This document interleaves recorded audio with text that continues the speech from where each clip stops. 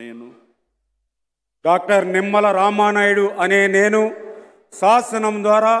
నిర్మితమైన భారత రాజ్యాంగం పట్ల నిజమైనటువంటి విశ్వాసం విధేయత చూపుతానని, భారతదేశ సార్వభౌమాధికారాన్ని సమగ్రతను కాపాడుతానని,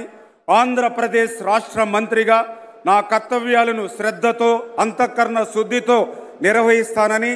భయం కానీ పక్షపాతం కానీ రాగద్వేషాలు కానీ లేకుండా రాజ్యాంగాన్ని శాసనాలను అనుసరించి ప్రజలందరికీ న్యాయం చేకూరుస్తానని దైవ సాక్షిగా ప్రమాణం చేస్తున్నాను. నేను డాక్టర్ నిమ్మల రామానాయుడు అనే నేను ఆంధ్రప్రదేశ్ రాష్ట్ర మంత్రిగా నా పరిశీలనకు వచ్చినా లేదా నాకు తెలియవచ్చినా ఏ విషయాన్ని నా కర్తవ్యాలను సక్రమంగా నిర్వహించేందుకు అవసరమైన మేరకు తప్ప ప్రత్యక్షంగా కానీ పరోక్షంగా కానీ ఏ వ్యక్తికి